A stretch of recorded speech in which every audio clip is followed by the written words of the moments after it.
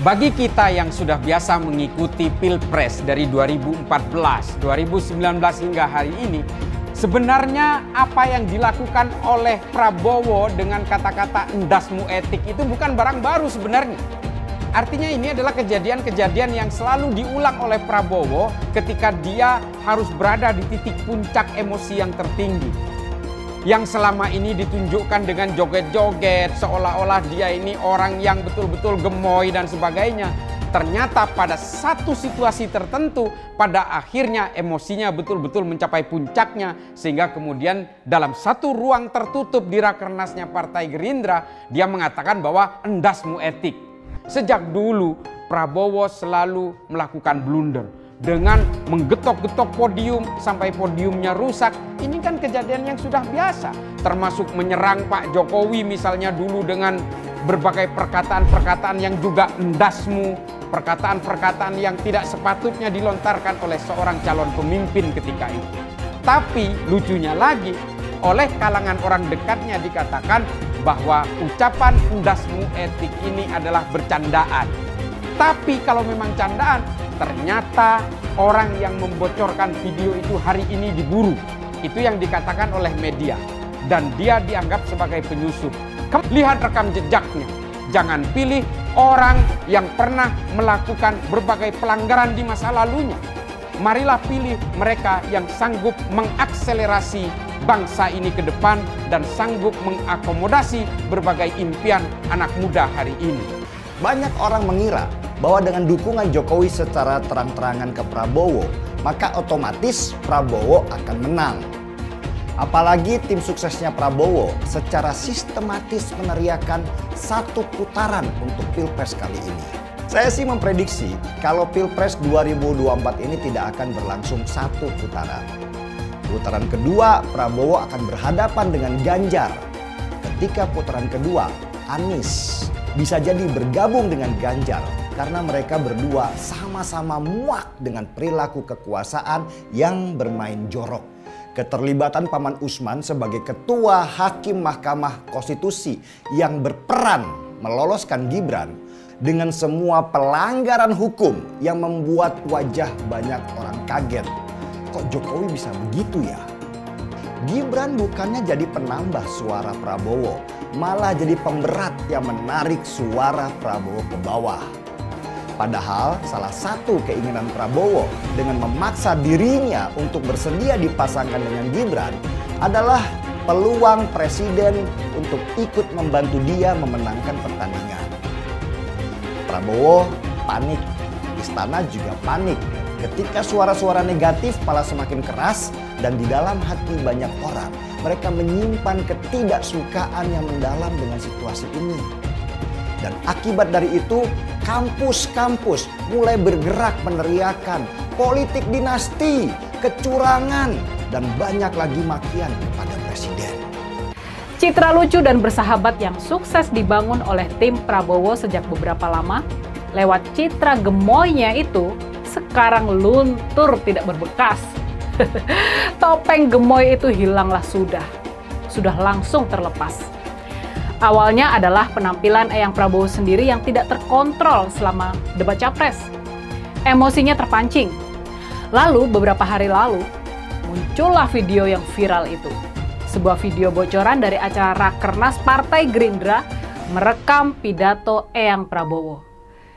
Di video itu, tampak jelas Eyang Prabowo belum pulih dari emosi tinggi saat acara debat. Rasa kesal masih membara di hatinya. Soal Eyang Prabowo menggunakan umpatan kasar, dasmu, kepalamu, ini sesungguhnya bukan yang pertama kali terjadi di depan umum. Makanya di pidato tersebut, Eyang Prabowo kembali menyinggung pertanyaan yang menyudutkan dirinya sewaktu debat. Soal putusan Mahkamah Konstitusi yang melanggar etika. Maka meluncur muluslah umpatan kasar itu. Selain bahas soal survei, ada juga yang bikin gua ngakak semalaman. Apalagi kalau bukan debat Capres perdana yang kemarin. Waktu dia ngamuk-ngamuk sama Anies, itu yang paling lucunya. Dia itu, gue yakin ngerasa kayak, gue itu udah ngedukung elu sampai jadi gubernur. Kenapa lu jadi songong gini sih sama gue? Istilahnya begitu. Sampai Anies bilang kalau Prabowo nggak kuat jadi oposisi karena nggak bisa mainan bisnis atau proyek gitu. Prabowo tuh lupa ya. Anies itu jagonya kalau ngebacot. Kalau nggak kuat mental, mending jangan ngadu bacot sama Anies. Yang ada dimentalin semua itu omongan lu. Dan si Prabowo beneran jadi kesel sendiri kan tuh. Nah, Prabowo ini asli dia nih nggak pernah belajar dari kesalahan dan pengalaman di masa lalu. Dia ini udah 3 kali ngikut kontestasi. Tetap aja nggak ada yang berubah dari seorang Prabowo. Tetap temperamen, emosian, dan nggak ada gemoy-gemoynya sama sekali. Tapi untungnya semalam itu nggak ada meja di depannya dia. Coba kalau ada, hancur itu meja digebrak-gebrak. Bisa-bisa dilemparin ke mukanya para juri di sana. Terus langsung kena pelanggaran HAM lagi itu. Nggak perlulah Anda untuk menjatuhkan Ganjar, karena Anda tidak punya kelemahan di Ganjar. Karena kalau Anda mau nyerang kelemahan di Ganjar, Anda akan melihat kelemahan calon Anda itu juga banyak. Jadi untuk menutupin itu, Anda terus salahkan apa? Partai PDIP dan Ibu Mega. Untuk menjatuhkan Ganjar itu, mereka pada menyerang Megawati PDI. Loh, apa kok bisa begitu alasannya? Emang kenapa? Kalau emang Anda punya calon yang baik, coba ungkapkan kebaikan calon Anda. Nilailah pribadi Ganjar itu, mampu apa nggak dia? Punya apa nggak track record? Ya, selain melanjutkan dan bahkan mempercepat pembangunan IKN, Ganjar juga akan memberikan internet gratis dan super cepat. Nah, ini kan justru sangat luar biasa. Program internet gratis ini adalah program yang dicanangkan oleh pasangan Ganjar dan Profesor Mahfud MD. Nah, sedangkan program makan siang gratis itu adalah program dari pasangan Prabowo dan Gibran. Nah, sekarang saya ingin bertanya juga, kira-kira ya, kalau disuruh untuk memilih, kalian akan lebih memilih program internet gratis atau program makan siang gratis? Ya, sekarang coba dibandingkan dengan program internet gratis yang dicanangkan oleh Ganjar Pranowo. Nah, kira-kira mana yang lebih bermanfaat untuk siswa didik?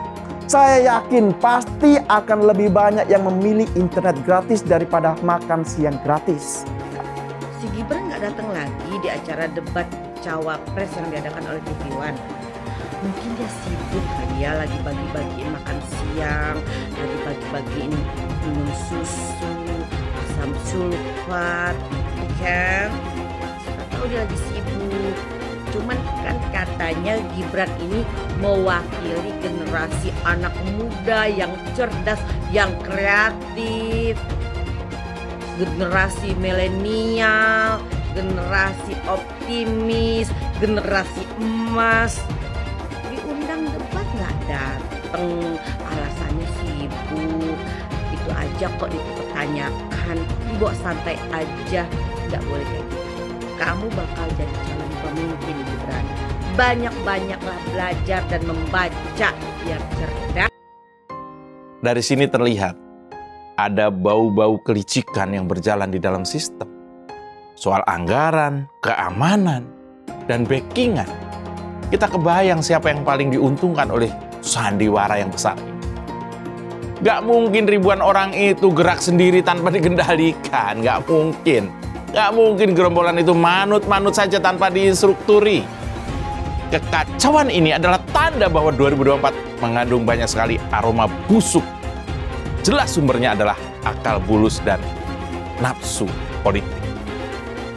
Sebenarnya masyarakat udah paham. Mata kita semua udah terbuka lebar. Bahwa tanda-tanda kecurangan dan keculasan semakin jelas. Bahkan dari tingkat yang tinggi sampai level desa. Bahkan para kepala desa dan perangkat aja dimobilisasi. Gak kebayang politik kebusukan macam apa yang beredar di desa-desa. Belum lagi perangkat hukum, sistem, dan sumber daya negara. Saya mendapatkan berbagai laporan tentang dugaan kecurangan dalam tahapan pemilu. Laporan yang saya terima antara lain ada dugaan pemasangan baliho parpol oleh oknum tertentu Sebaliknya terjadi juga penurunan baliho parpol tertentu yang diduga dilakukan oleh aparat. Alat peraga sosialisasi capres cawapres tertentu diturunkan oleh oknum Satpol PP kepada aparat keamanan, baik itu TNI, Polri, serta aparatur sipil negara dan birokrasi, juga KPU dan Bawaslu, hendaknya bersungguh-sungguh menjaga netralitas. Sebagaimana pula Presiden sudah berulang kali mengatakan, menegaskan sikapnya bahwa pemilu akan berlangsung netral. Tidak boleh ada kecurangan, tidak boleh ada tekanan-tekanan terhadap kelompok tertentu, dan tidak boleh ada pemihakan kepada kelompok tertentu lainnya. Sesuatu yang diperoleh secara tidak baik tidak akan memberi berkah dan kebaikan. Nah, yang pasti kalau buat saya dibandingkan misalnya Pak Gibran jadi maju gitu, Mas Gibran gitu ya. Ya saya pilih Ganjar sama Mahfud lah, karena lebih teruji kan. Anda jadi wali kota baru 2 tahun 3 tahun kan belum teruji juga. Ini urus negara loh, mau jadi presiden loh. Kalau Anda belum lengkap, belum pernah di legislatif, belum nasional ya maksudnya DPR. Kalau di DPR kan belum ngerti nih pemerintahan seperti apa. Anda belum pernah di eksekutif yang tingkat provinsi, Anda nggak ngerti jadi presiden nanti. Ini bukan soal belajar coba-coba loh. Ini negara dipertaruhkan untuk 2045. Kita kan mau mencapai 100 tahun ini mau jadi apa? Kalau coba-coba, ini negara sebentar lagi 300 juta penduduk kita. Mana boleh kita kasih orang coba-coba. Saya tidak meremehkan anak muda ya. Anak muda bisa lebih kreatif gitu ya. Tapi bicara tata negara, Anda harus mengerti konstitusi. Anda bukan hanya untuk berani untuk maju.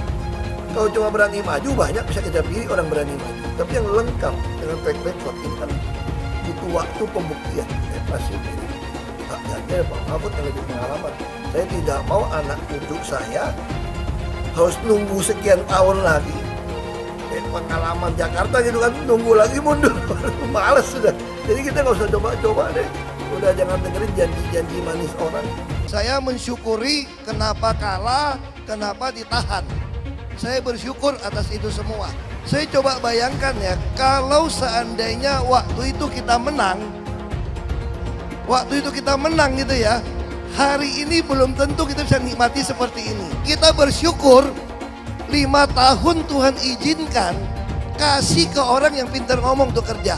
Coba kalau kita bayangkan gitu ya, kalau kemarin saya masih jadi gubernur, ini saya udah turun ini. Tapi yang pintar ngomong itu dikira orang hebat kan?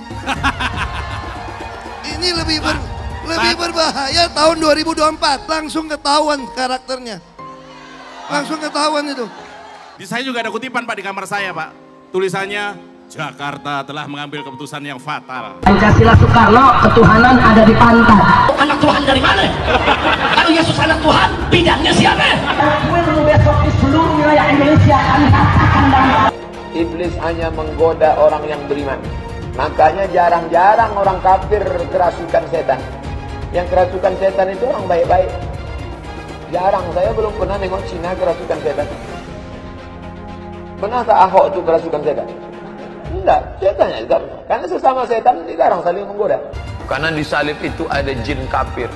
Karena di salib itu ada jin kafir. Karena di salib itu ada jin kafir. Haleluya.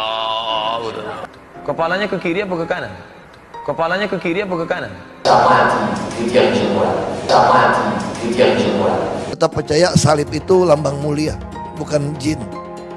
Kok ketawa? Aku nggak nyindir siapa-siapa loh. Relawan Anies yang mayoritas pengasuh khilafah seperti kadrun FPI dan HTI ingin melengsarkan Pak Jokowi. Dengan menggunakan politik identitas, relawan Anies akan menggulingkan Jokowi. Tapi pendukung Anies lupa bahwa 82% penduduk Indonesia suka dengan kinerja Pak Jokowi. Ingat, di belakang Anies ada ormas pengasuh khilafah seperti FPI, HTI, PA212. Saya yakin sebentar lagi karma Ahok akan mengejar Anies Baswedan. Adik-adik sekalian, terutama kalangan anak muda yang hari ini terbius oleh gemoy-gemoy dan joget-joget yang seolah-olah ini sesuatu yang lucu, unik dan sebagainya. Inilah Prabowo yang sebenarnya. Menjadi orang yang harus berpura-pura itu tidak sederhana dan tidak gampang. Karena watak yang ditutup-tutupi pada akhirnya muncul aslinya. Watak itu adalah bawaan lahir, human nature. Ini bawaan orok, nggak bisa ditutupi dan nggak bisa juga berpura-pura sebenarnya. Kalaupun dia tampil di depan publik, ya sebenarnya itu adalah kepura-puraan itu. Bagi kita yang sudah biasa mengikuti Pilpres dari 2014, 2019 hingga hari ini, sebenarnya apa yang dilakukan oleh Prabowo dengan kata-kata endasmu etik itu bukan barang baru sebenarnya. Artinya ini adalah kejadian-kejadian yang selalu diulang oleh Prabowo ketika dia harus berada di titik puncak emosi yang tertinggi. Yang selama ini ditunjukkan dengan joget-joget, seolah-olah dia ini orang yang betul-betul gemoy dan sebagainya. Ternyata pada satu situasi tertentu, pada akhirnya emosinya betul-betul mencapai puncaknya. Sehingga kemudian dalam satu ruang tertutup di Rakernasnya Partai Gerindra, dia mengatakan bahwa endasmu etik. Tapi lucunya lagi, oleh kalangan orang dekatnya dikatakan bahwa ucapan endasmu etik ini adalah bercandaan. Tapi kalau memang candaan, ternyata orang yang membocorkan video itu hari ini diburu. Itu yang dikatakan oleh media. Dan dia dianggap sebagai penyusup. Oleh karena itu mengapa selama ini Prabowo paling takut dengan doorstop yang dilakukan oleh wartawan. Dia itu selalu melipir karena memang pertanyaan dari para wartawan itu yang paling ditakuti. Sehingga emosinya terpancing, itu yang paling ditakuti. Dan ternyata di satu rakernas tertutup itulah muncul aslinya. Karena dia merasa tertutup. Ini memang tidak sederhana. Oleh karena itu kemudian orang-orang yang berada di sekelilingnya Prabowo hari ini berusaha menganulir dan berusaha mengeliminir kejadian itu. Bapak-bapak sekalian, anak-anakku, adik-adikku dan semua yang menonton tayangan ini, sebenarnya ini adalah gambaran yang sederhana saja yang kalau kita mau menggunakan rasionalitas berpikir kita bahwa orang ini memang tidak layak menjadi pemimpin. Tuhan menjaga Indonesia dengan berbagai caranya. Oleh karena itulah mengapa Prabowo tidak pernah memenangkan kontestasi Pilpres dari 2014, 2019 dan mungkin juga pada tahun ini. Sejak dulu Prabowo selalu melakukan blunder. Dengan menggetok-getok podium sampai podiumnya rusak. Ini kan kejadian yang sudah biasa. Termasuk menyerang Pak Jokowi misalnya dulu dengan berbagai perkataan-perkataan yang juga endasmu. Perkataan-perkataan yang tidak sepatutnya dilontarkan oleh seorang calon pemimpin ketika itu. Sehingga elektoral Prabowo mengalami penurunan pada 2014, 2019. Kalau memang candaan, mengapa harus gelisah? Mengapa harus memburu? Dan mengapa harus menuduh orang yang melakukan perekaman video itu dianggap penyusup? Bercandaan santai aja kalau memang itu bercandaan. Tapi inilah sebenarnya momentum yang paling tidak disukai oleh orang-orang yang berada di sekeliling Prabowo. Menjadi pemimpin adalah urusan yang serius karena harus menangani berbagai keluhan dan permintaan akomodasi-akomodasi dari 270 juta bangsa Indonesia yang akan menentukan trajektori bangsa ini ke depan. Kita jangan berbicara 2045, generasi emas dan sebagainya. Kalau kita gagal memilih pemimpin hari ini, maka lupakan semua cita-cita kita itu. Meskipun hari ini disokong oleh kekuatan besar, oleh berbagai kekuatan aparat, operasi-operasi yang dilakukan oleh pemerintah hari ini karena Pak Jokowi mendukung Prabowo Gibran. Kalau memang Tuhan tidak berkehendak, saya yakin Tuhan juga tidak akan meluluskan segala niat dan tujuan politik dari Prabowo hari ini. Oleh karena itu, mari kita bangun rasionalitas berpikir kita bahwa persoalan pemimpin bangsa ini 5 tahun ke depan jangan hanya ukur dengan urusan joget-joget dan gemoy. Adik-adikku sekalian, anak-anakku generasi Z dan milenial terutama, marilah kita harus punya pikiran ke depan bahwa kalian adalah orang-orang yang akan menjadi pemimpin masa depan Indonesia. Kalau kita berbicara masa depan, maka kita berbicara generasi muda hari ini. Kalau kita mau berbicara generasi muda hari ini, maka kita berbicara tentang Indonesia di masa depan. Oleh karena itu, mari kita bangun kesadaran bersama. Mari pilih pemimpin itu berdasarkan rekam jejaknya. Jangan hanya dilihat ketika dia tampil di depan media hari ini, tampil di berbagai medsos hari ini, dengan berbagai tampilan-tampilan yang sifatnya hanya artifisial, tapi sebenarnya itu adalah cara untuk menghipnotis kita semua, seolah-olah figur yang sedang dia jual itu adalah figur yang mumpuni untuk masa depan. Oleh karena itu, mari kita bangun bahwa anak muda hari ini adalah anak muda yang kreatif, anak muda yang punya wawasan masa depan, bukan anak muda yang mengandalkan privilege dari orang tuanya. Bukan anak muda yang mengandalkan berbagai aturan-aturan yang diubah hanya untuk mengakomodasi berbagai impian seorang anak muda untuk menjadi penguasa. Mari kita gunakan rasionalitas berpikir kita bahwa kalau kalian memilih pemimpin yang salah hari ini, maka hidup kalian akan menjadi kesalahan-kesalahan yang terjadi karena akselerasi pemerintahan yang salah hingga ke depan. Oleh karena itu, apa yang ingin saya tuntut dari tayangan kita kali ini adalah gunakan rasionalitas berpikir kita dalam menentukan calon pemimpin di 2024 ini sampai 2029 nanti. Berbagai janji-janji yang diberikan oleh semua capres hari ini mohon ditelisik, mohon dianalisa secara jernih bahwa merekalah yang akan lebih mumpuni menjadi pemimpin di masa depan kalian. Karena bagaimanapun kalianlah nanti yang akan menjadi pemimpin dari kami-kami yang sudah berumur ini. Anak muda hari ini adalah anak muda yang harus bergerak maju tanpa harus dikendalikan oleh siapapun yang ada di belakangnya. Nilai-nilai kreatif, nilai-nilai rasionalitas berpikir yang sehat itu harus dibangun oleh anak muda kita. Lihat rekam jejaknya. Jangan pilih orang yang pernah melakukan berbagai pelanggaran di masa lalunya. Marilah pilih mereka yang sanggup mengakselerasi bangsa ini ke depan dan sanggup mengakomodasi berbagai impian anak muda hari ini. Semakin dekat Pilpres, relawan Anies semakin beringas dan Anies semakin galau. Dengan menggunakan politik identitas, relawan Anies akan menggulingkan Jokowi. Relawan Anies yang mayoritas mengasung khilafah seperti kadrun FPI dan HTI ingin melengsarkan Pak Jokowi.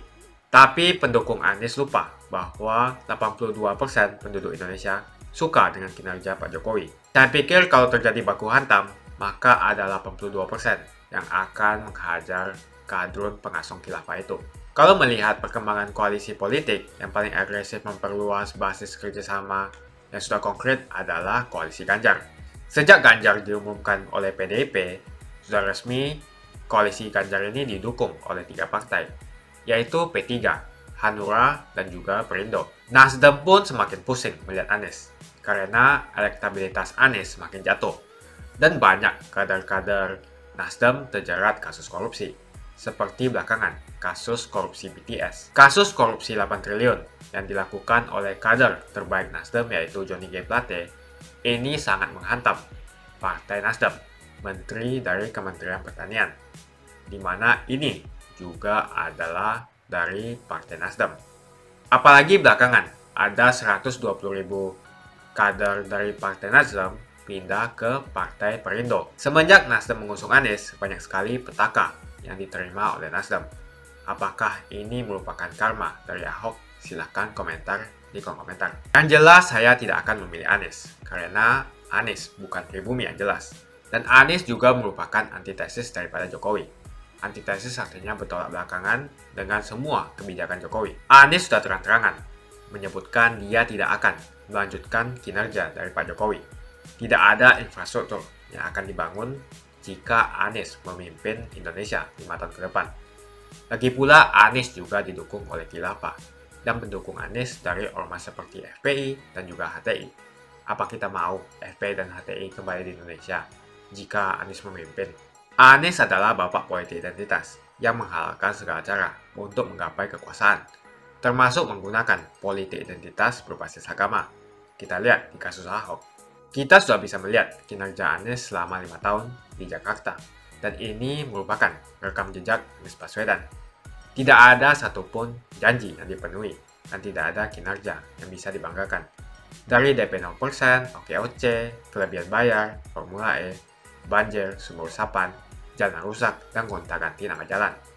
Jadi saya rasa tagline perubahan yang diusung Anies adalah tagline merubah kata korupsi menjadi kelebihan bayar, supaya semua koruptor tidak dijerat oleh pasal korupsi. Karena mereka semua hanya melakukan kelebihan bayar. Jadi perkataan Ahok sudah terbukti dan Jakarta sudah menjadi korban. Jangan biarkan Indonesia menjadi korban kibulan Anies Baswedan. Suara minoritas jangan lagi merasa takut untuk memilih pemimpin yang membela hak minoritas. Karena Anies jelas hanya memanfaatkan suara minoritas untuk mendapatkan suara. Ingat, di belakang Anies ada ormas pengasong khilafah seperti FPI, HTI, PA212. Saya yakin sebentar lagi karma Ahok akan mengejar Anies Baswedan. Begitu saja opini saya hari ini. Tuliskan opini kalian tentang Anies Baswedan di kolom komentar. Dan juga tuliskan pendapat kalian tentang people power oleh relawan Anies untuk melengsarkan Pak Jokowi. Tuliskan pendapat kalian. Jika kalian siap untuk melawan people power yang digaungkan oleh relawan Anies, ayo tuliskan lawan people power di kolom komentar. Pastikan Anda semua like video ini dan bagikan video ini ke teman dan family Anda supaya mereka semua mengetahui tentang informasi ini. Tekan tombol subscribe dan bunyikan lonceng notifikasi supaya kamu tidak ketinggalan